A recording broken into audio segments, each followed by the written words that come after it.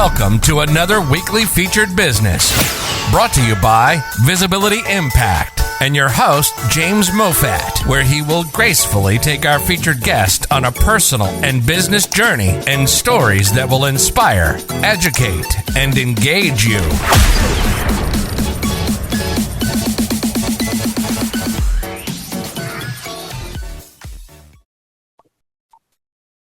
Hello and welcome to another Friday featured business brought to you by Visibility Impact and your host, myself, James Moffat. Today we have our 129th guest in Switzerland, or right beside Switzerland anyway. And Katia, I'm just going to let you introduce yourself and your name because I'm going to screw that up big time.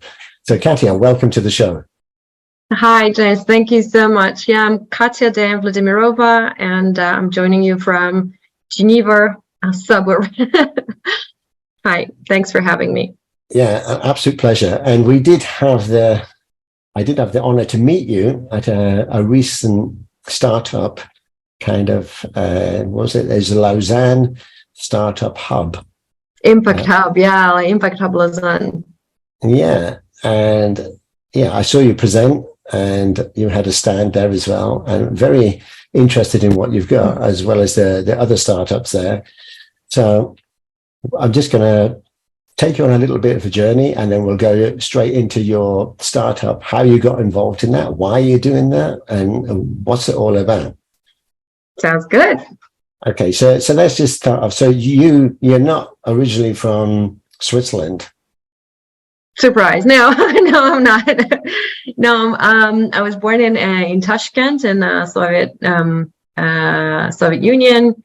I lived my childhood in Russia, and then after graduating from doing my undergrad in Moscow, I received my first scholarship to do my master's degree in Europe. My first European scholarship. And so that brought me to Poland for a year, Wrocław, and then a year doing a master's degree in London at the London School of Economics. And then I really enjoyed staying in London. I stayed for another year working. And I also got another, I decided to continue my studies in Europe, and I moved on to doing a PhD in Rome, Brussels, and then partially in New York. Wow. Yeah. And you're only 20. No, I did finish my undergrad quite early. I started my master's degree at the age of 21, as I noticed. It was a lot of opportunities for moving around Europe and seeing Europe thanks to the special program. I don't know if it still exists in the same form as it did 15, 20 years ago. It was called Erasmus Mundus, and it was a special program to support non-European students, as opposed to Erasmus program that supports inter-European exchanges of students. So Erasmus Mundus was really special funding to bring in people from outside Europe who don't necessarily have the network of support or funds to be able to afford studying, in a European city. And that was really, really fantastic for myself and for all the cohorts that I went through different programs with through my PhD and my master's degree. Was a really impactful instrument to build connections at this early stage when you're learning things, when you're going through your studies and you're more open, your mind is more open to new ideas, to other people's opinions. So yeah, I'm really grateful for that. That really allowed me to see the world. No, that sounds excellent. So this is a kind of a European kind of program of sponsorship. I mean, who organizes it? It's funded by the European Commission, so it's the official, let's say, educational instrument, educational and integrational instrument at the EU level, and it is a merit-based scholarship. So you have to apply, you have to show that you have the best grades, that you are motivated and whatnot, and speak the languages, you're willing to learn more, and then they select some people to go through this through these schemes, which usually I really like that, because they usually they're not like your typical master's degree or a PhD in which you stay over the whole course of your studies in the same place. So Erasmus Mundus really makes you, forces you to go through several cities, several locations and institutions. And in my case, for example, I was able to compare, educational system in Poland to the educational system in the UK, which are very different. And then at a PhD, at the doctoral phase, I had to go, first to an Italian university, and then I moved on to where I learned some Italian as well. And then I had to go to a Francophone university in Brussels. And then I shifted to an American university in Boston, although I was living in New York. So just being exposed to these different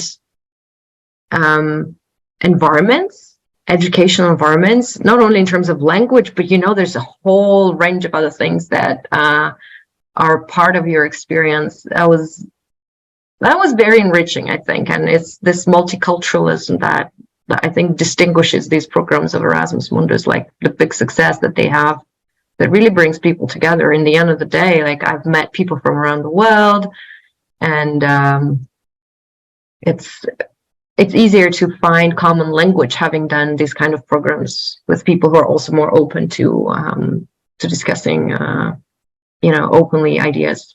Yeah, I think that's a great idea. It'd be good if everybody had that opportunity. Yeah. Because what you said, it's not just about learning an academical skill, and it's the travel. It's the life experience. It's meeting different people, different cultures, different backgrounds, different abilities, and different studies, and living in a different place that isn't yours. So you become well-rounded. Yes, you do. Yes, you do. Which we'll come on in a minute. Actually, is that how you got the name?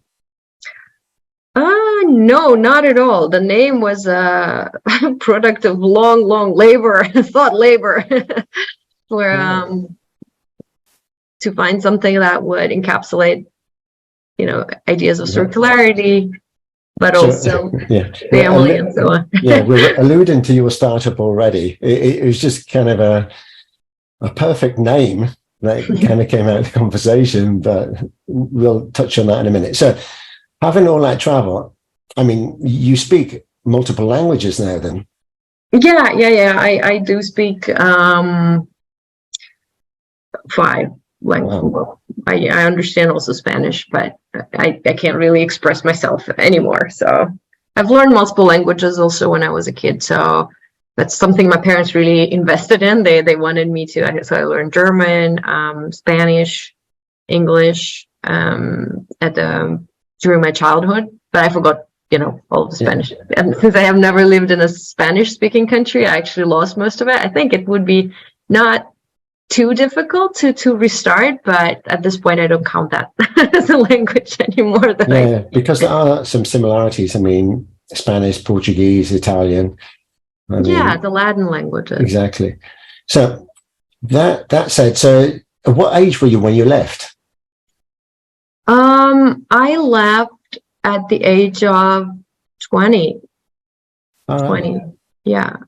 And then I turned 21 when I started my master's degree. Yeah, it was quite early. You've crammed a lot in because you still look very young. That is deceiving, and sometimes I really get looked down upon, and people don't really respect my opinion as an expert. I'm like, I do happen to have a double PhD, and 10 years of work experience after that. Is that okay? Is that enough for you? But then people just assume that I am younger than I am, and sometimes they're giving me a hard time for that. Which kind of is a blessing to have, whereas you've got people the other way around that have got all this experience and they're over 50 and nobody's interested in them anymore, which is quite sad, right? Even if they look young. Well, more interesting ideas find their way. They find their way. But within that time, you got married as well, and you've got a son. Yes, I met my husband in London. So I was doing my master's degree at LSE. He was doing his PhD, and we lived in this beautiful place called Goodenough College. Goodenough College. Yes, that's a place that is not just good enough. Good enough was a last name of the guy who endowed a lot of money into this college. So if you think about how funny the name of the college is, think about the poor guy who had this as his last name.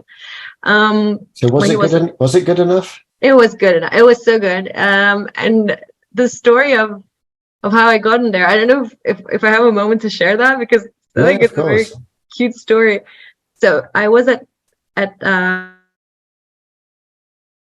conference, a party, I think it was in Krakow, 15 years ago. I think when I was 20 or 21. And I was just about, finishing my degree in Poland, and I was about to go to London. And so there's this massive climate talks, UN, the NGOs running around, people busy. And I was in a canteen. I was a representative of a youth delegation from the post-Soviet, space. And we were doing our thing, protesting or whatever.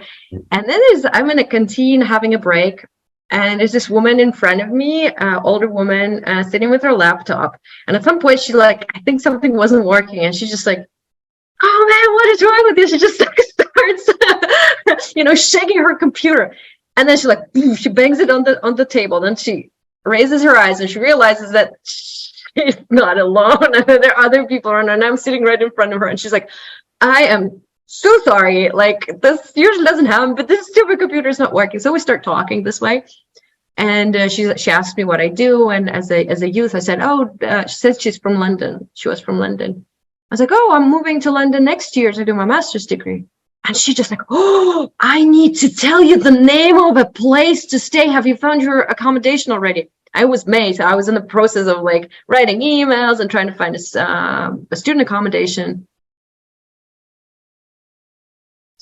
And I'm looking, I haven't found anything specific yet, waiting for some answers. She's like, "Oh my God, I need to tell you about this place. It's a great place. I met my husband." And she's a very high level advisor at this point. So the way she introduced the place was that she met her husband there, which I found really funny. And she gave me the name, Goodenough College. And she's like, "You need to write them an email and put me in copy, and I will write a recommendation letter for you, because you can only get in by recommendation." I'm like, "Ooh, okay." So I read the name Goodenough. Of course, like most people, I had skeptical reaction to what is this place? And then I look it up online. It looks amazing. And the rent was, the same as in compatible to other places. She did write a recommendation letter for me, and I got in. They accepted me. It's also by application. And I also met my husband there, but later on, because it was a graduate. It's a place where graduate students doing their masters or PhDs can stay, not undergrad, but bachelor and masters and PhD. And it was created after the First World War by some wealthy individuals with the purpose of providing space for people from around the world to spend time while doing their studies in London or around, in order to prevent future wars. It was a place for future leaders. Well, excellent. 100 years ago, who could afford studying in London, coming from outside? So there would be wealthy individuals who would then come back to their countries and become leaders. And the legacy still lives. And I made fantastic friendships there. And I also, met my husband, with whom we decided to continue the traveling around the world, and all. Just in case if someone is listening this podcast and is looking for a place for themselves or for their kids in London, this is a wonderful, wonderful place that really kind of cross-culture, very... Maybe you can share a link as well. Yeah. So good enough obviously, college. Your husband was good enough as well. Oh, yeah, he was definitely good enough. He's a neuroscientist, so we're both in a scientific environment, but he's more he's the pragmatic one. He's the one who likes numbers and statistics and probabilities, and I'm the one who is a qualitative researcher working on narratives and stories and so on. Very different, but it works. So when you went from there, I mean, you were girlfriend, boyfriend, I guess, at the time. Did he follow you, or you follow him, Yes. or you went in different directions?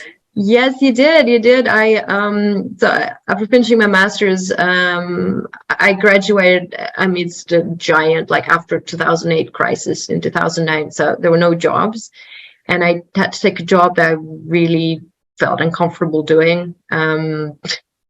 It was working with oil and gas sector, and I lasted for like 6 months while I was applying for other funding opportunities to do a PhD. The day that I got my letter of confirmation, it was like March. The following day, I quit. And even though my letter of approval for funding started in September, so I still had 6 months to go, it was like a clash of values for me to work there. And so I left, and I had some other work experience in London, working in museums. I worked at the British Museum, the only place I was fired from, which is another story for another time. But I also worked at the Museum of London, and I also worked as a shop girl for Chanel at Harrods. Interesting. So I had like a very diverse range of temp jobs. And as I received my funding, it was approval for scholarship to go to Rome. So I told my then boyfriend, like, hey, I got this opportunity. I'm super excited about it. I'm going to move there. Like, would you like to come with me? He took like a couple of weeks and he found a job of like a postdoc, and he moved with me. And already then I knew, like, okay, if so this person... Had he finished his study at the time? Yeah, he was finishing his PhD, and he could get a job transfer. But he was planning to go back to France? No, actually, we were both, we had no connection to Francophone. Like, he wasn't intending to go. He was thinking of maybe but easily was an interesting experience. And after a year and a half there, I got an opportunity to go to New York to do an internship at the UN while doing my studies. And so again, my then boyfriend, I was like, hey, do you want to go to New York? And I remember this moment distinctly when we were talking about this, sitting not far from the Colosseum, the ruins next to Colosseum, and we're sitting there. I'm like, hey, I got this approval, New York, Central Park, Woody Allen. He's like, yeah, let's do it. And he took another, couple of months, and he found a job there as well. So he followed me again, and we moved to New York. And I did see Woody Allen there. All right. Yeah, it's not dissimilar to, I lived in London for many years. Then I moved to the Netherlands, and then since came to Switzerland. But my sister moved to New York. So I used to go there a lot as well. And I went to Tavern on the Green in Central Park, the restaurant there. And yeah, I kind of went there so many times. To Manhattan. I knew it pretty well, but never worked there. Yeah, it's a different culture. It's a different work culture, absolutely. And that's something that it was so remarkable moving from Rome to New York. I would say these are the perhaps two opposites. In Rome, in academic settings, you come in the morning at 11 o'clock, and then at 12 o'clock you have a coffee, and then it's like, sicuramente domani, definitely tomorrow. This is like the answer for everything. And then you take your time and you work in peace, and you have lots of coffee and smoking. Well, they smoke quite a bit there. And, conversations. You come to New York, you gotta deliver, working on weekends. Who took less time off? Even in academia, even in scientific work, which is just like output. You need to publish or perish, very stressful. Yeah. So how long were you there for? 3 years in New York. Wow. Yeah.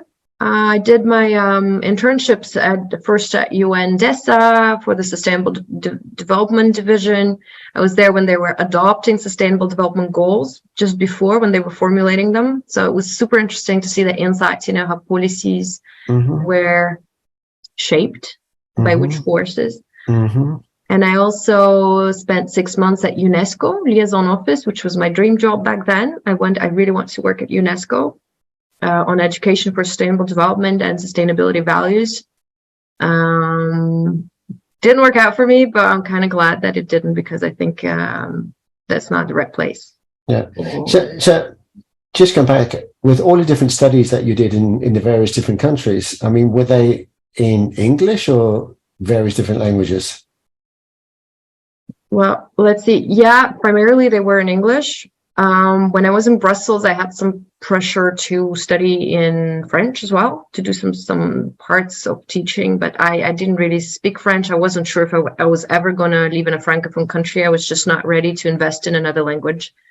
The time I should have, because now I ended up living in a Francophone space, and I had to learn it anyway. But yeah, mostly English. Okay, so within that time, I mean, your son now is 7. Yeah. So within that travel, somewhere you got married, and then you had a kid. Yeah. It was already after I finished my PhD, and we were thinking of what would be next. It was in New York, and we got married when we were living in New York. In New York. We got married in New York City Hall, and also in France. But yes, my proposal was on the Brooklyn Bridge. So cliche, but it was so nice too. Nice, romantic. Very romantic. I think New York has those beautiful places for love, for sure. But yeah, after we got married, and it was just the moment that my contract ended. My husband's contracts were finishing. I got pregnant.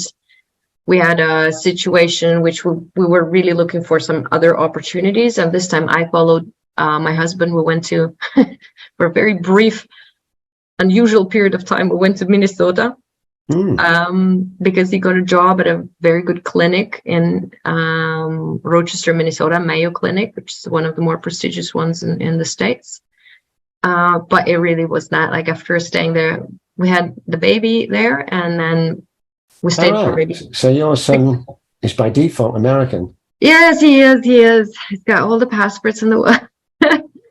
He got the passport, the nationality. But the interesting part was that we moved after 6 months, because it was just not, after living in London and Rome and New York together, we couldn't find our no network of support of parents. We didn't know anybody. So we were considering to move somewhere else, and there was an opportunity in Italy, again, this time for my husband's work, and we moved to Genova in Liguria, in Italian 𝗘𝗔𝗥, the Riviera, the Italian Riviera. Yeah. So it was beautiful, and absolutely hopeless in terms of work for me. So international research is not very well developed there, and that kind of brought us back to Europe, closer to family support and all. And then 2 years later, we moved to Switzerland, which was 4.5 years ago. So our son has traveled. We were counting. We recently moved to a new house, a new building, and we were counting. It was his 6th move in 7 years of age. Yeah, poor thing. So how is he adopted to it all? Yeah, very well. He's agile. He's trilingual. He gets along well with, change. So what about languages for him? Yeah. He speaks. So he speaks Russian, because I always spoke Russian to him. He speaks French because of his father. His father's French, and he always spoke French. But now we also moved to the Francophone country, which makes it more easy, of course, to acquire the language. And he also speaks English, because between us, we still speak English. And so, some classes and some additional work. But so how's your French? Oh, I had to learn it, because I got some opportunities at the University of Geneva. And in order to move forward, it is a very internationally diverse institution, and which I really appreciate. There's a lot going on in English. But in order to advance meaningfully, career-wise, you have to learn French. You have to teach in French. There's multiple programs that are only in French for the undergrad level. So I had to learn in the 2-3 years that I had in the beginning. It was challenging. I think it's the hardest language I had to learn because I learned it as an adult. But I get along now. I can teach my courses in French and write. You want to try Swiss German? No. Right. My kids are perfect at that. I mean, they speak 3-4 languages as well. I mean, amazing. My wife's Brazilian, so they speak Brazilian Portuguese, English with me, and Swiss German, High German, and now they're learning French. Oh my gosh. The mix in their minds, they can do it. I mean, exactly. I mean, it's just digressing a bit. I mean, it's quite ironic. They could have friends round for dinner or something, and they're speaking Swiss German, then they speak English with me, and then they speak Portuguese with my wife simultaneously. That makes sense. To them, it makes sense because they don't see any difference. I mean, it's just they're just talking. That's nice. But anyway, so. But I think kids in this area of Switzerland, the reason why I really love the place where we landed, and I don't want to change it despite opportunities that keep coming up somewhere else abroad. I'm like, no, I like it here, and I like it here mostly because of the environment for my child. Yeah, the multilingual environment in his school. There are few kids, I can't even name one, to be honest, who would only speak one language. It's at least bilingual, many trilingual, some 4 languages in the family, and it's it's a normal. It's like how would you do it? I think it's great because I never had that opportunity as a kid. I mean, we didn't travel as a family. I mean, too far from where we lived. If we were lucky, we might go abroad, like for a summer holiday. But other than that, I mean, it was very much local. So it's just local language always. And we're here. It's quite diverse in the way, multiple languages. So great for kids, not so good for me because half the time I have no idea what they're talking about. Yeah, they got the secret language now. They have, definitely. So let's kind of move this along to what are you doing now? Because you've got a startup. So what made you decide to come out of the kind of the field of where you were, because it's very much research and stuff, and how did you get into sustainability, and then what made you decide to create your own startup? So sustainability, I can say that I've always been in that area, saying that I since I was at school, high school, every summer I did research camps back home, and I've always been interested by the environment. I see my video just froze. I'm sorry. Yeah, I can still hear you. Okay, so yeah, good. So I've always been interested in environmental education, environmental protection, and then my PhD was on sustainability values, so I worked a lot on different interdisciplinary approaches to sustainability, and my research on fashion now at the University of Geneva really is an application of more theoretical background and knowledge that I gained throughout my PhD, always in sustainable development, sustainability education for sustainable development. But I would say that I started to research fashion as an applied subject in 2017, and it was already 6 years ago. I started applying for grants, not getting much support because the topic was still not widely recognized as a problem by the scientific community. It was too practical, too practical. Why would you want to work on clothes? This is so weird, even though there is an established, a big body of research now.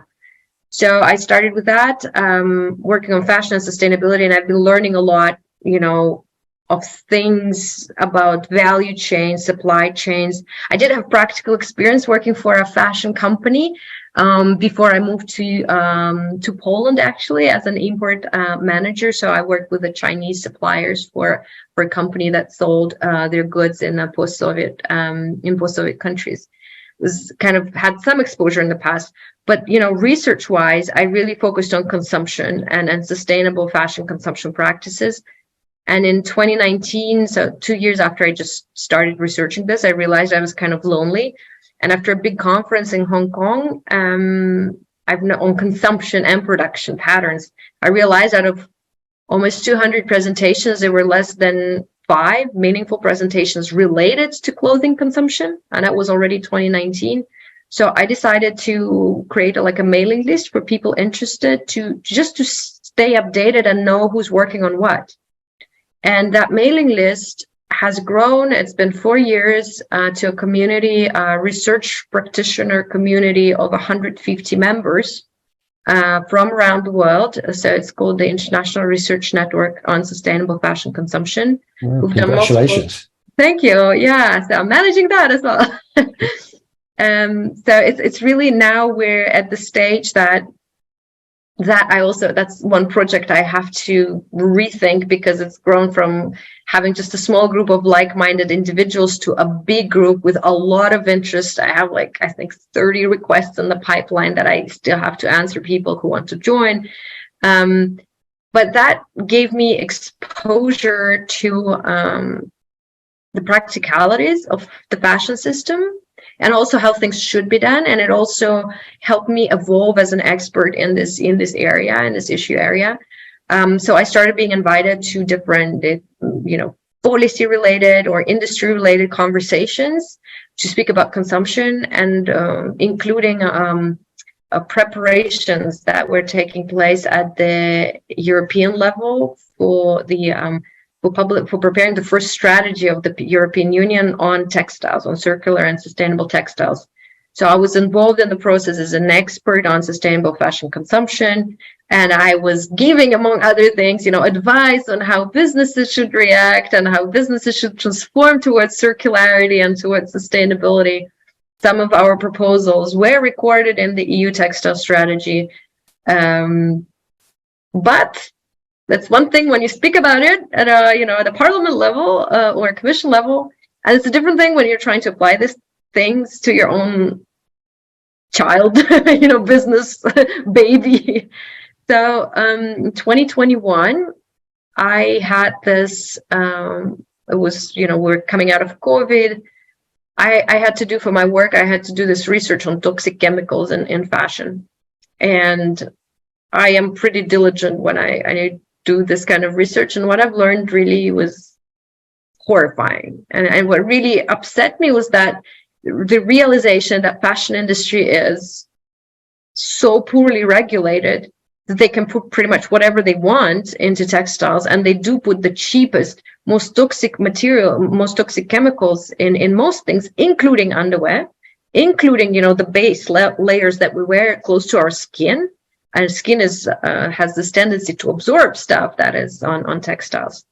So I found that really shocking, because I realized that for children's underwear, there is no guarantee whatsoever that buying children's underwear is not going to mess up with because these are hormone disruptors, the formaldehyde. There's a bunch of those chemicals that are really, they're carcinogenic, they immune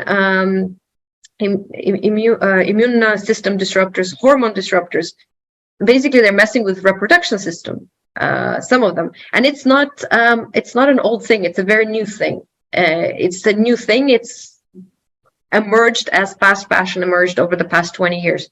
So that's why we don't yet have the numbers, when nobody's screaming out loud about this, because it's kind of sneaking up on us. In a couple of years, we will know more. I'm pretty sure it's a bit like those the sunbeds in the 80s that were super popular. And then, 15 years later, people started dropping dead from cancer, skin cancer. But back then, when it was popular, nobody really questioned them. It was a great, cool thing to do. So I'm worried that us and our children right now, we are the guinea pigs for, at some point we will prove that formaldehyde is not allowed on our clothes. Formaldehyde, right? It's anti-wrinkling treatment. I don't care if there are wrinkles on my clothes. I don't want formaldehyde, and it's next to my body. So having learned all that, I'm a pretty sensitive person, and I learned that. And my first reaction was like, I need to find something for Max, for my son who was 5 back then. Because after the age of 3, Kids are not protected really. There are no special recommendations for kids clothes as opposed to babies up to 3 years old. So let me just pause you there. I've got some questions. So we're very concerned for our health in general. People are concerned about their health. So, I mean, when it comes to food and stuff, they want to try and go kind of natural or bio, although things are still debatable. Is it truly bio, and what do they use, and whatever? But there is a concern, and people are trying to regulate it, or at least identify that in the food it does have this, or it was grown like that, or there's these pesticides used, or whatever, which is still, most of the time, people are completely ignorant to, or don't care, right? Or they're just too busy to even contemplate like doing any research. But then when it comes to clothing, and maybe not just clothing, but when we wash our clothes as well, the chemicals and the things that we do there. So, I mean, we've been bombarded in every direction. I mean, it's the food, it's the water, it's the air that we breathe, it's now the clothes and that we wear, and the detergents that we use to actually wash them. I mean, I'm surprised that there's anybody that still walks that looks quite normal without us being, because we're bombarded with chemicals from every direction. And nobody seems, I mean, it seems like you seem to be leading the field because of your own research, that you're identifying this, and it's kind of been swept under the mat, or people aren't interested, or it's part of like, because you mentioned it's more of a recent thing with the clothing. Is it because everybody wants more, they have to produce it quicker, so they're cutting corners? Or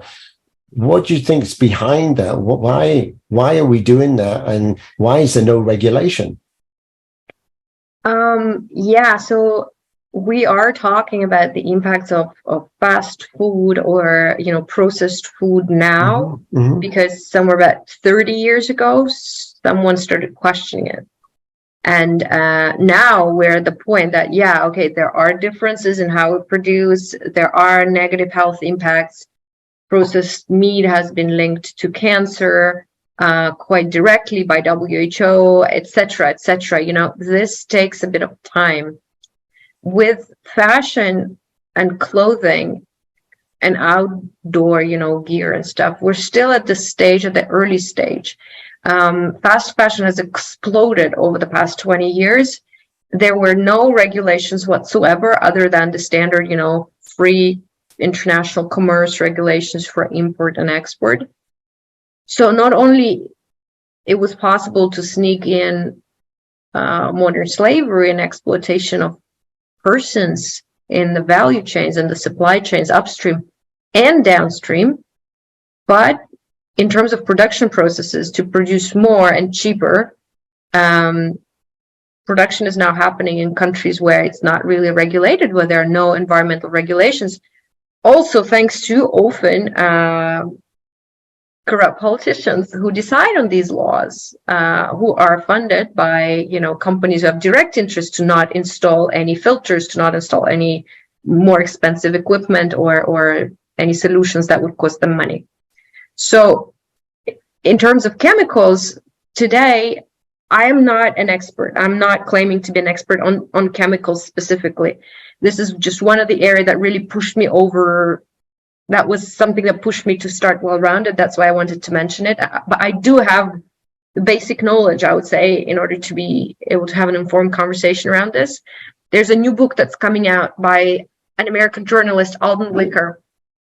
It's coming out at the end of this month, and I had the privilege to read the pre-publication copy to give her feedback, and it's really fascinating. Like, that's where she really dives deep in, and it's horrifying. The numbers that we see, just let's assume that any piece of clothing that is sold at any fast fashion brand, they know what kind of chemicals are put in there. And they're not necessarily needed chemicals. These are just chemicals that are often poured into these fabrics by default. Anti-peeling, anti-wrinkle, static electricity, even to fabrics that don't necessarily need this. And the reason why they're being put in there is that there's a big friendship now between the chemical industry and the fashion industry. So there is around 8,000 chemicals that are routinely added throughout the process of production and of garments, from production of fibers to production of garments. You can't imagine 8,000. Like, and this was not the case. Even if you look 50 years ago, it was not at all the case. In addition to the why the push? Because people want anti-wrinkle shirts and things like that. No, because it's easier to deal with it this way. If you produce 100,000 shirts and you just pile them up and then you bring them in a shipment container, in order not to deal with the wrinkles later, you just put this chemical so they don't wrinkle, but they do reek of these chemicals onto the skin of the person who's going to wear it, but they're not going to wrinkle, so they won't have to pay the person to iron it and the shop, when they need to. So it's all about, there's an expression, profit over people. Oh, yes, definitely. That applies. So, but there's also kind of the byproduct. The waste. When you're producing all these chemicals and the wastewater and everything that goes, that then pollutes the rivers and everything else. How do you get rid of all of that after you're pouring it all on these clothes? There's a waste product. Where does that go? Into the environment, into the rivers, killing fish, into the soil, underground waters. You can put everything under the umbrella of, as I said, profit over people. Surely human lives come into the equation before you think about money, but obviously not for some.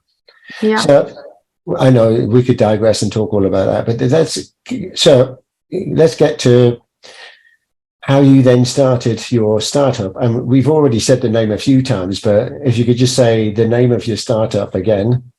Sure. So my startup is called Well-Rounded, and it's a one-stop shop solution for modern moms who care about health of their family and about the environment as well, and fair production practices. So Well-Rounded is at the stage we're almost at the stage of the crowdfunding campaign that's supposed to launch later this month to collect pre-orders. And Well-Rounded has a unique, fully European value chain, which means that it's made, it's designed for disassembly, it's designed for circularity. It's also comfortable and attractive product. But in its design, we have taken into account all the possible caveats that we'd face at the phase of recycling. So the product is designed in a way that at the end of life, we can take it back from a consumer and recycle it to loop the resources back into the material flow, as much of them as possible. And we can recover about 97% of resources. Okay. So this is focused on underwear. Yes, that's underwear for the whole family, children and adults. Okay. Now, I was just thinking, just pausing there, just going back to, you mentioned about things that children wear, particularly when they're young. So when it comes to, without naming a brand, the diapers, should I say, like children wear, these have to absorb kind of the waste, from a child. So there's got to be some chemicals in these diapers, isn't there? Yeah. And then we're putting them directly on newborn babies. Yep. Well, of course, newborn babies regulations are harsher. Between 0 and 3 years old, there are stronger regulations. However, synthetic diapers is not a good thing. There's much to be said about that. To the old towel ones that we used to have as kids with a safety pin and a towel. Yeah, but I used, for example, for my kid, I was so exhausted, like most moms, most families, like we went all the way with synthetic diapers. because it's just much more convenient. It's about like, this is a place where we really need some innovation. That's true, because then we have a mountain of waste that we have to get rid of as well. So all the chemicals used to produce them, and then we've got the waste. But anyway, let's park that one. So coming back, so how did you get the name Well-Rounded? Yeah, the idea came from, I wanted to incorporate the ideas of circularity, so rounding things up, looping things in, but also well-rounded to me is a term that captures kind of a well thought through approach that is supposed to say, I don't know if it says this, but it's supposed to say that we thought this through for you. And it's here, you know. But it's also your background. I mean, you're well-rounded in the experience that you've gained. Yeah, well, I don't know about that, but I've learned a few things on the way. And yeah, it's generally, I just, I had this name, and then I worked with a very talented graphic designer who did a logo. And when she did the logo, I'm like, this is just, it's supposed to go together. I don't know how else, like I was very happy, and I just stayed with this name. It was not the first choice. It was actually the second choice. Right. So what was the first name? What was it? Well Squared. Infinited something, but then I realized that there's so many infinited related, you know, whatever has to do with circularity. I'm like, oh my God, I'm not going to go there. Well-rounded. No, it's now you can play on that. You can play the on registered trademark. I mean, you can think of puns. I mean, as you said, circular economy, sustainability. I mean, closing the loop, so you're going round, and yeah. That was the whole. But so when did you start this? And who's in the business? So I had the initial idea, as I said, and at the end of 2021, around December, I brainstormed with some friends and family. I went to see a family friend. Yeah, of course. He's the wind in my back. Right. But I went to see that I just remembered it today because of some news. I went to Milan to visit a family friend. He's a Japanese originally, and he's a designer. And just because I didn't know much about where to start, I'm like, why don't I go and talk to him? So I went to Milan, and he's like, I will show you what I do. And he works on his own luxury brand. He's a very talented person. And he took me to a weaving factory in northern Italy, and he introduced me to his, pattern making atelier, which I was like, oh my gosh, you need a whole entity to translate drawings of a designer into clothing that fits the human body. So I've learned a lot, but it was not related to what I wanted to do. I mentioned him because yesterday he won the LVMH prize, the biggest prize that there is for young designers in the world of fashion, and he won the main one for his brand 𝗙𝗔𝗧. And then, but he encouraged me to pursue this, and with everybody's encouragement, I applied for an incubator program in Luxembourg, and I went through 12. I was selected. It was a competitive program. You're doing good at getting selected. What's your secret? Because you could sell that as how to get selected for universities and academia. Well, I'm only mentioning the ones I got selected for, the ones I got rejected for. The list is much longer. And so I went through this 12-week incubation program from the idea stage to a business plan kind of stage in Luxembourg. It was very, very helpful. Because as I said, I come from a research background, and moving to business was so outside my comfort zone. When you're moving from being an expert in something and telling people what to do to a very vulnerable place where you need advice, literally on anything or everything, it was not an easy. It's a humbling transition. I appreciate that side of it. It just helps me ground myself better. But after the 12 weeks of coaching and work, Well-Rounded won as the best circular fashion startup in the cohort, and which was very nice. We got some giant cash prize check from the Minister of the Economy of Luxembourg on stage. Everything. Congratulations. Comme il faut, thank you.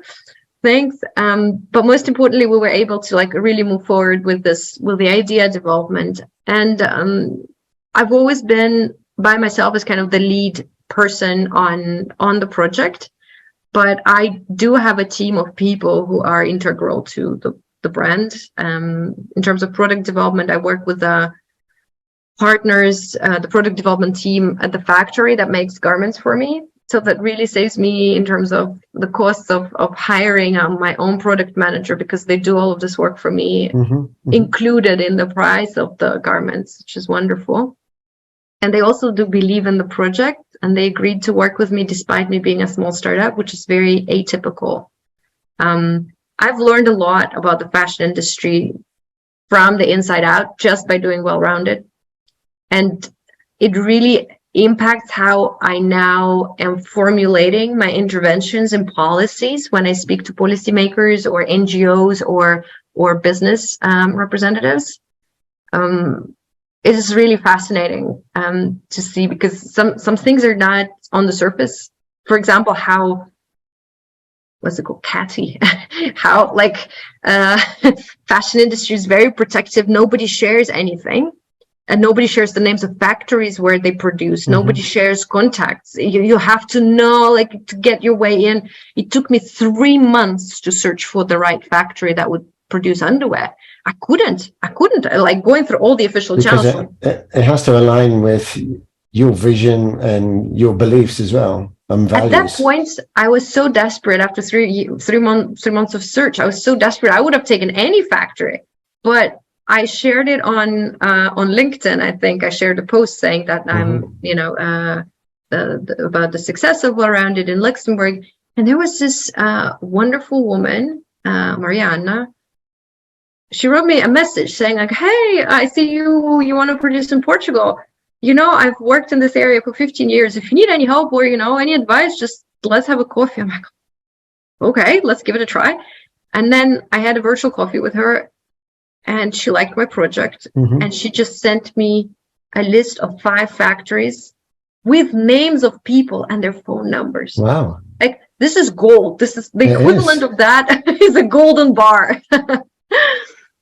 So, again, I think I would have dropped it multiple times, but people just have my back somehow. Yeah. Do you think serendipity's played a role in your life so far? With Well-Rounded, for sure, because I cannot find other reasons to explain some doors opening along the way. I'm just following the opening doors, and I decided to trust my intuition on this one. And well, I think it's your attitude. It's been very, just from this interview, is very positive. I mean, you're looking at bringing out the best in things and the best in whatever you do. So having that positive attitude, I think the universe reply and open the doors for you. A glass half full. I like to say that I'm a glass half full kind of girl, usually. So where are you now in kind of the production? I mean, have you got any prototypes, and where are you about positioning it? Who's going to be the ideal clients that are going to be buying these? Yeah, so we went through multiple stages of samples and product development, and we've kind of agreed on the models. We need to do some final tiny tweaks on the girls and women's model. I've tested it with over 20 families. The feedback is overwhelmingly positive for the samples. So at this point, I'm ready. I'm finalizing the Kickstarter campaign. Need to record the final video. But I'm at the stage that the product is ready. We're ready to start collecting pre-orders, and then fulfilling them in August, September, because it will take the factory a bit of time to have them produced. The idea of pre-orders is also thought through. It's not random. We don't want to overproduce and then have to find ways to get rid of the product. So I want to use Kickstarter as a tool to collect pre-orders and then produce just enough to satisfy what people are willing to pay for and to buy and to use. And my ideal client for Well-Rounded would be I would say a millennial mom middle class, maybe upper middle class, who sees value in products that are made according to sustainable practices, responsible practices. We've opted out, because chemicals was something that pushed me from the start, we've opted out to the highest level possible of 𝗘𝗘𝗥 certification for finishings, class 1. Usually it's 𝗘𝗘𝗥 100, but we opted out for class 1, which means there's no chemicals at all added. This category is usually reserved for babies. And when I was talking to the factory, the production manager was like, "Why are you sure you want this? It's usually for babies." I'm like, "Yeah, I don't think, adult butts require less than that for babies. Like, why would we compromise? Like, we don't want any chemicals." And the material that you use? So it's 100% cotton that is grown in Greece. I didn't know they grew cotton in Greece. I found it, and the idea to have it from Greece is to really shorten the supply chain. Instead of cotton being grown somewhere in Uzbekistan, India, like far away, it's grown under our noses. So we really are saving so much in terms of emissions just by using cotton that's next to us.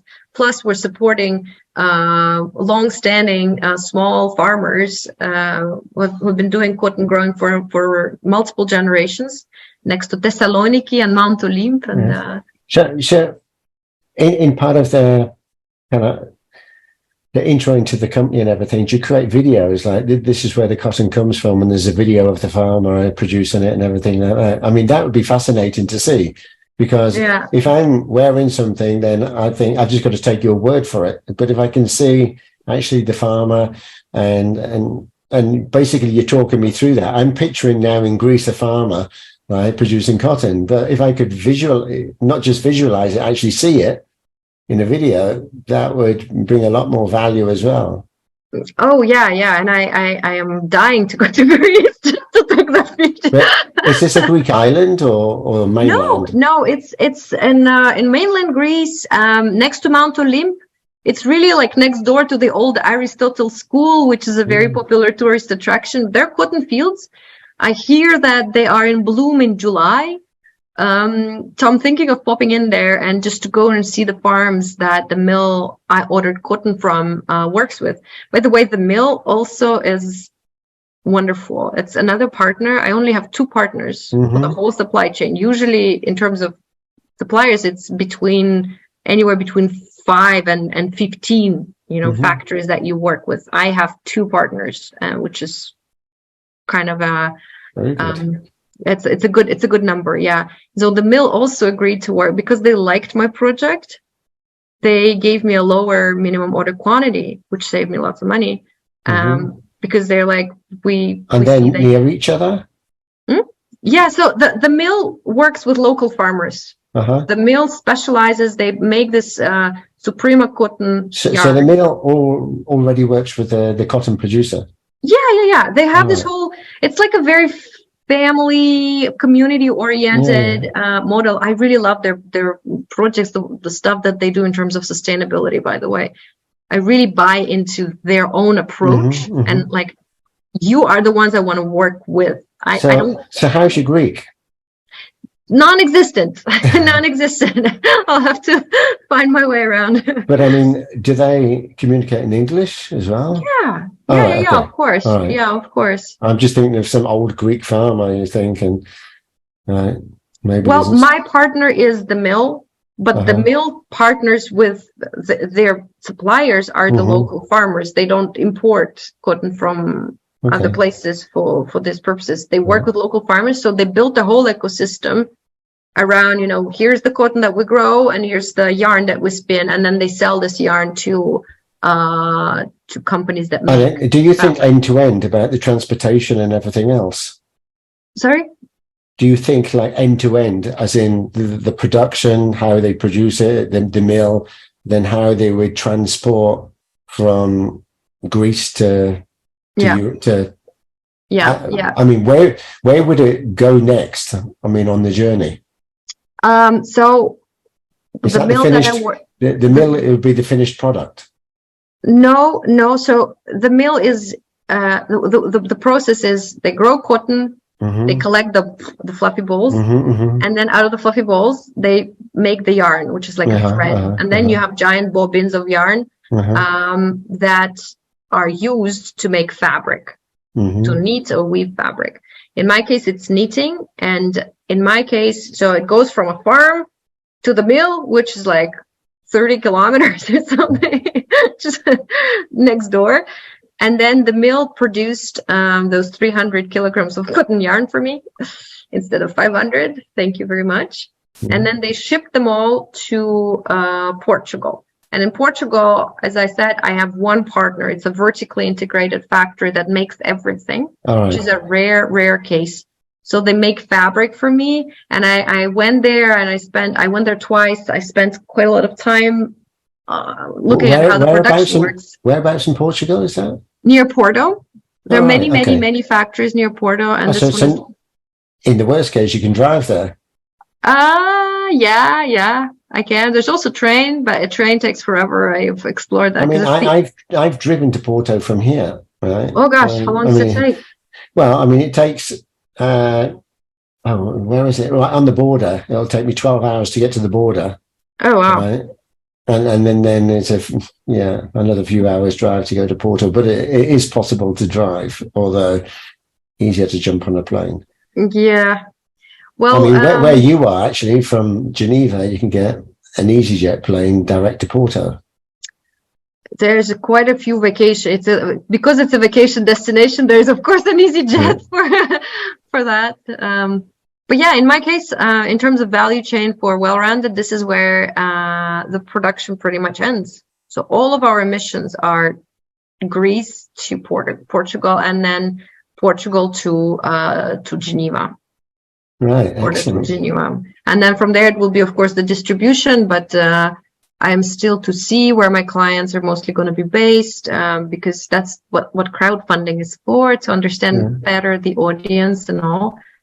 And then at the end of life, we will have a take-back scheme. So a year after the first shipment, after the order, well-rounded clients can return used garments to us, separating elastic from the cotton main body of the because that's what you mentioned actually when you presented about the elastic. You wanted to keep everything as best as possible. Yeah. So, and then we have partners in Portugal as well. It's a different place, but it's a mill that has agreed again to take our post-consumer cotton, shredded in a special way, to respin it into yarn, mixing it with virgin material. Because today, if we respin cotton into cotton, the recycled cotton is not the same quality. It's a shorter fiber and it's quite weak. You can't achieve the same quality. But if you mix it with 50% recycled, 50% virgin, then it's but for your body, isn't cotton supposed to be one of the best things, natural cotton? Yes, it is. And especially if you don't pump chemicals into it, then it's the ultimate, I would say. That's the best.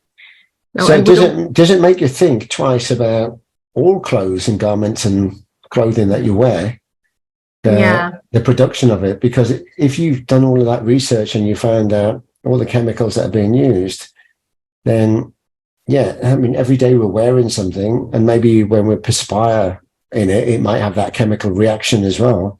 And then you've got the deodorants and everything else, and you think, we're just a toxic mess walking down the road. Yeah, exactly. I was quite lucky. I've been working for a while on for a startup in the States, which is in stealth mode right now. But I've been working to develop a sustainability assessment framework for sportswear and gear, outdoor, products, shoes and all. And it's the toxicity and synthetic fibers really come out as one of the strongest threats in that area.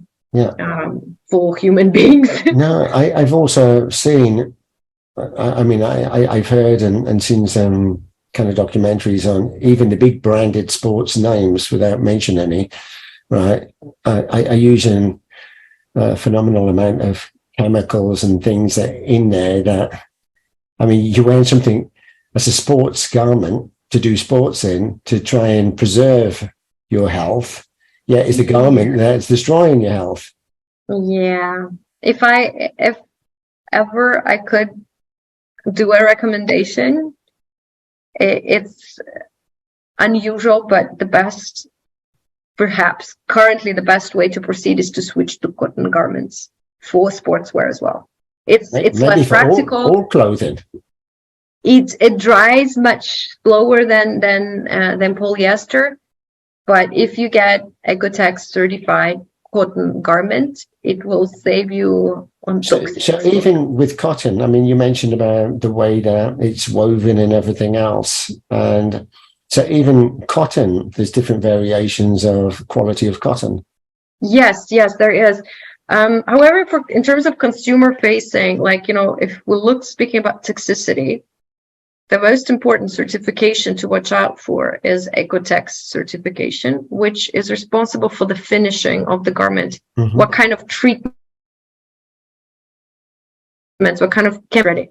There are other certifications that tell you how responsible, or whether this polyester or nylon is recycled or not, whatever. But if we focus on toxicity, which for me is one of the most critical ones, is 𝗙𝗘𝗥.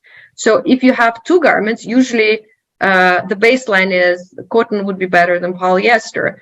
But if you have conventional cotton that has no certification of 𝗙𝗘𝗥 in terms of finishing and chemicals, or you have a polyester garment with 𝗙𝗘𝗥 certification, I will go polyester garment, because what really matters is what kind of chemicals were put on the garment that you then put on your body. That's one thing. And another thing is that, it does wash off. Eventually, after a certain number of washes, these chemicals, some of them, there are some forever chemicals as well, that are waterproof garments, but like formaldehyde, after a few washes, it does wash off. So the worst thing is to put on a new right on you and go work out, because then all of it zips in. Right. And buy secondhand. So any product that you buy, any clothing that you buy, you should wash it first. Yes. And don't let your kids, like my son does football here in Dubai, and they usually the first day they give them out the t-shirts, the club uniform. Ones, yeah. All the kids run so happy, they receive a t-shirt, they remove their current t-shirt and they put on the new t-shirt. I'm like, my son was the only one who wasn't doing this. He was really grumpy, really upset. I'm like, I am not letting you wear this until I wash it. I'm like, no, mother, everybody's doing it. That's but you can smell that kind of new kind of smell. That's the smell. The new smell, the chemical smell, that's the bad smell. It's not supposed to be there. Right. So there's a lot to learn. I mean, education-wise, the parents, well, any consumer needs to learn as well about their products. So let's just go back to the underwear. So you can produce it in all different sizes for families. Yeah. So, because we all vary in shapes and sizes, and we all have different styles that we want. People like, when it comes to underwear for men, you can either have kind of the Speedo type, or you can have like the boxer shorts or something more tighter fitting. And then for the ladies, maybe, you don't want like big granny pants. You want something a bit more sexy, I guess. So, do you cater for all of this, or is it kind of like the one size fits all? That is one size fits all. Why? Because this desire for having multiple options, 10,000 of the same product, is what drove us in this mess. I strongly believe that. So what I did is I did multiple focus groups and consumer surveys. Plus I really built on the experience of people who were helping me throughout the way, including a product manager from the accessories, a major fast fashion brand of accessories, where she specializes. She's responsible for underwear section. We chose two models, one for men, one for women, that everybody likes. So historically, if we look at sales trends, these are the two models that sell the best, no matter what, no matter if there is, pandemic or... You haven't got any examples there you can like hold up? I do. I just need to get them. Is that okay? Yeah, no problem. One second.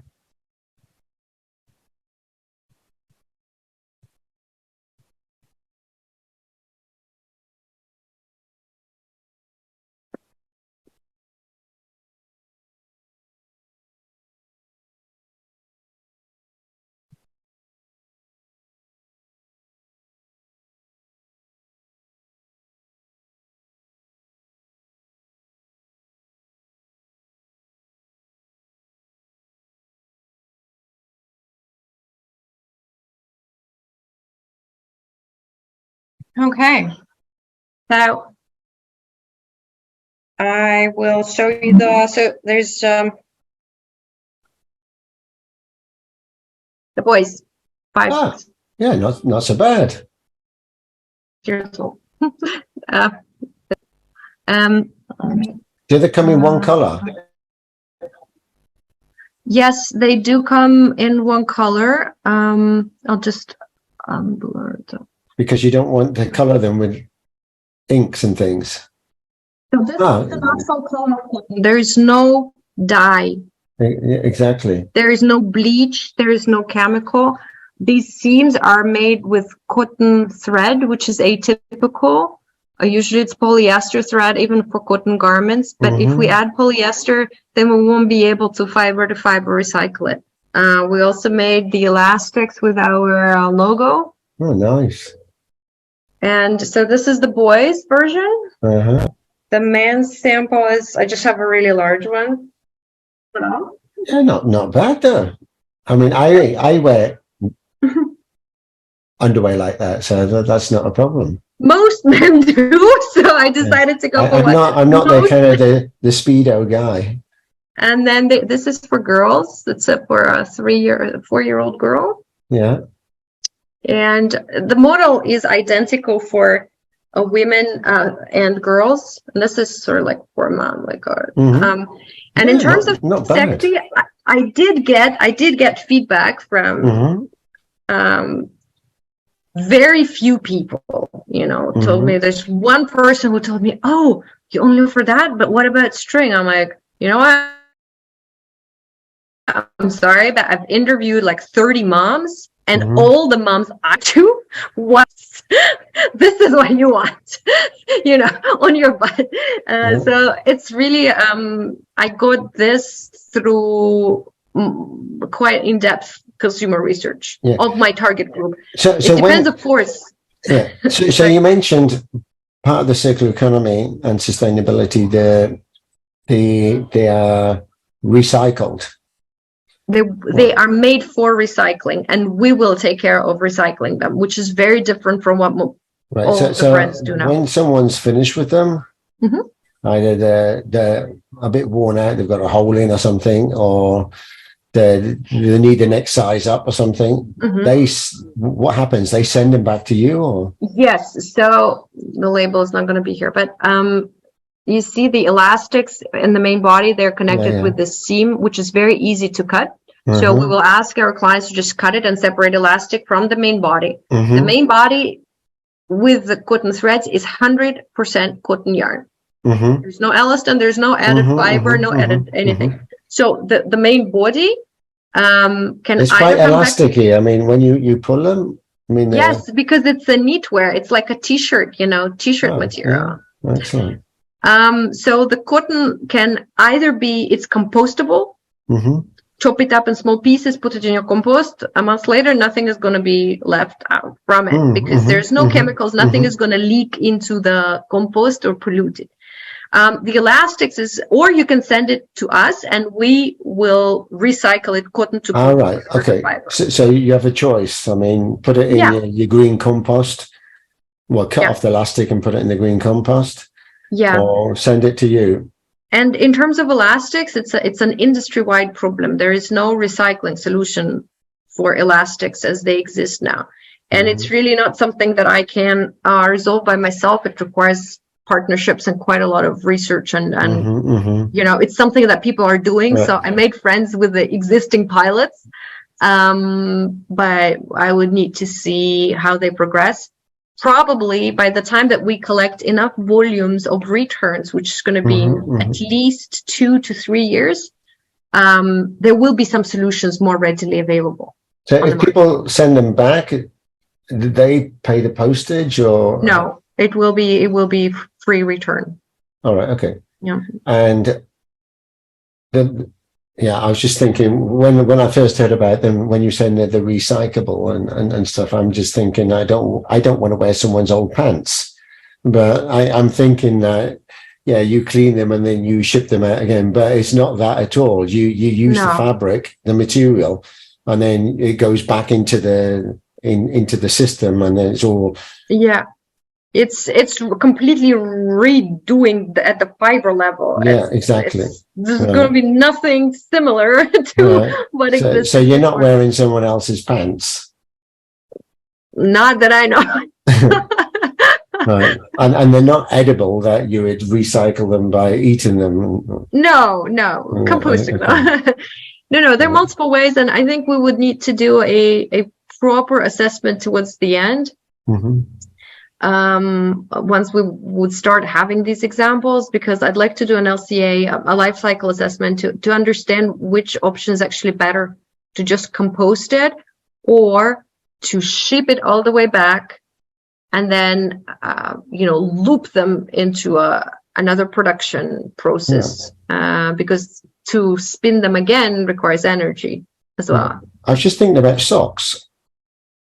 Yeah, that's another category. I mean, there's an expression. I mean, you probably heard of it, particularly from London. Bless your cotton socks, right? Right. So, yeah, I'm just trying to think of catchphrases that you could use. But I mean, cotton socks is probably better for your feet as well. You can't find them anywhere anymore. That's my next product. I'm really like underwear and socks is the two things I really... Exactly. Everybody wants socks, and lots of people. I mean, you can get problems with your feet with the wrong socks. Yeah. And something natural on your feet. I mean, I would definitely invest in cotton underwear and cotton socks. And it's something that we wear every day. And it's close to the skin, right? So, and particularly on your kind of private parts. I mean, you want to protect them. You don't want any chemicals around there. Yeah. So that's these are the two starting points that I had. These are the two categories of fashion products that cannot go, because everybody's crazy about secondhand resale. And I do dress secondhand I buy myself, I buy for my kid. I am a fully, I was an early adopter. I'm really a big fan of this. But underwear and socks are two things that you can't really. Exactly. So on your journey now, so you're ready to go into production. You're looking for clients. You're looking for retailers, or what? Where are you? We will only sell things online, because the margins that are required by retailers are really, really high, and they really are only compatible with slave labor. So I disagree. I disagree with the system, and I want to work around the system like many small brands are doing now. What we're looking for, of course, some publicity for the campaign, but also recently I came to the realization that we will probably be open to some angel investment, which was not the case from the start. I was really very hesitant about opening up for any sort of investment from outside, but I see how. Sorry to interrupt. You couldn't go for kind of pre-orders in the way that people are paying up front. Yes, that's what we're doing. Yeah. Right, no, for the first order, we're all set. I'm speaking about a more substantial investment that would help us set it up on a broader, there's several activities that need to be done to push it out well-rounded as an established brand. And typically, I mean, in price comparison to buying some underwear in a regular shop or online, how do you compare? So we could achieve the comparable level of pricing with other sustainable brands. I don't like to say sustainable brands, but that's how things are. So I've done multiple comparisons with others, and we're there with lower margins, yes, but we can get that price to the consumer. And to model these, I mean, you're going to have videos of people modeling them, and you're going to have maybe video. You're going to create, I mean, for marketing purposes, anything? At this point, it's going to be me holding it like that. All right. Imagine how it looks. Why? Because I think I feel really uncomfortable with the internet and all to photograph children in underwear. Oh, yeah, definitely. To share anything of children at all. Yeah, you just don't go there. Yes, and for adults, well, once we grow a bit bigger. I would like to have a body positive, inclusive vision translated. Actually, what about your clients? If they're happy to do that, maybe that's good advertising. Yes, but it's not like a rain jacket that you ask your child to model, right? Or your adult client to model. No, I mean, quite adults. special. Yeah, but anyway. But so, yeah, we'll see. That's one of the things to think of after the campaign. Okay, so yeah, I mean, it's a fantastic story. I don't want to keep you any longer because we've actually gone over the time that we said. But I mean, it's a really fascinating story that you've shared. I mean, I love kind of your journey and the different countries and experiences that you've had. And to do something like this is really put into practice what you talk about, because you talk about sustainability, but until you really understand the depth of the sustainability, then we can all say that we're selling a product that is sustainable, but is it really? And I mean, you are really kind of proving that it's easier said than actually done. And but there's room and there's hope. The fact that I have been able to set it up, that there are partnerships in place, I'm making a point. I'm making a point with this to others to say, look, this can be done and this could be commercially viable. Just shouldn't be so greedy. You should be smart in terms of how and where you allocate your resources. But I think as part of that's an education. I mean, people buy a garment because they like the look of it, right? It might be a nice color, it might be nice this or whatever. But the zero consideration about, is it actually harming you to wear that? Yeah. And what has gone into producing it? And if you really knew, would you actually buy it? Probably not. Yeah. I mean, it's similar to food. But I mean, that's another topic. But I mean, if you really understood what happens to food, would you actually buy that food, or would you start planting things in your garden?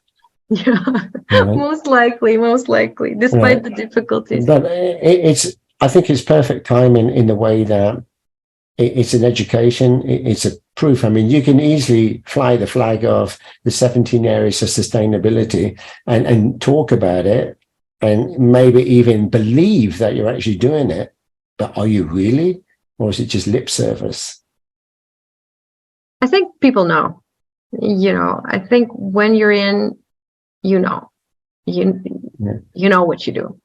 And then it's, do you continue knowing what you're doing, or do you do something about it? I just think that with the kind of capitalism and the way that people think, profit usually comes before people, and this is a wake-up call to get people to think that, well, is it all about the money, or is it about your health and well-being, and actually what you put on your skin, which is not just about the clothing, it's absolutely everything. So I mean, you could wear the most sustainable kind of clothing, but then you put the wrong sun lotions on, actually chemicals that are doing harm. It's better to not wear any.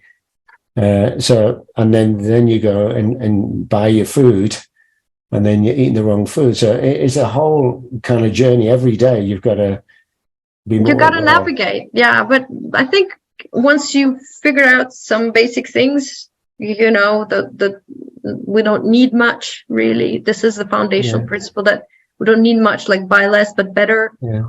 Just following this principle really saves you a lot of time and in the end money as well. Are you in the jungle?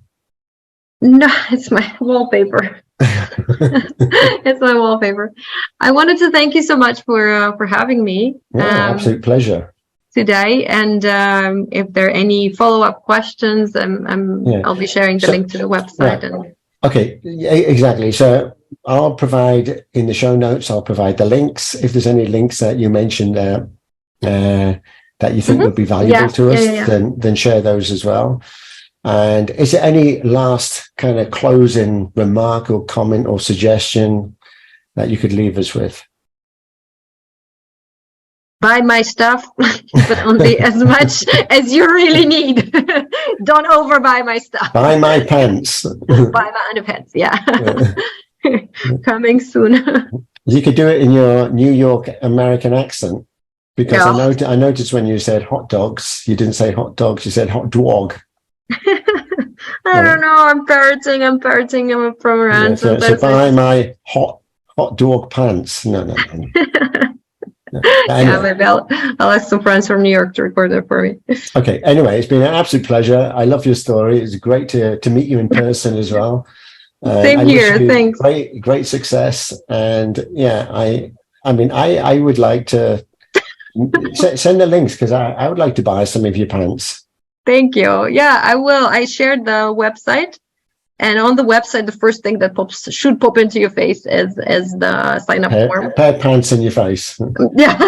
So the sign up form allows me to have everybody who's interested. There's like a queue, like a waiting list of people, prospective clients who would like to be notified once the campaign goes live. So that's the safest way. This way, I would definitely have your contacts. But if not, you can just follow the website and see. I will put updates in the coming weeks, so that it should go live soon. Yeah, and I did mention in my questionnaire I sent to you about being in a future book. We're creating a book of previous guests at the moment. Mm-hmm. So I know you expressed an interest in it. So it'd be great to capture that story in a book as well. So anyway, I thank you once again. It's been an absolute honor and pleasure to have you as a guest. Thank you, I wish you great success. And yeah, I'm definitely going to buy some of your underwear. You don't have to say this just because we spoke for an hour and a half about the underwear. I think you should protect what's down there. And yeah. Thanks. Okay. Thank you. And stay in touch about the book and the other projects. Yeah, will do. Okay. Thanks. Have a great weekend. You too. Bye. Wow. That was another Featured Business brought to you by Visibility Impact. If you'd like to be our next featured guest or learn how James Moffat can help you leverage on the art and power of interactive storytelling for your business, reach out and schedule a call now.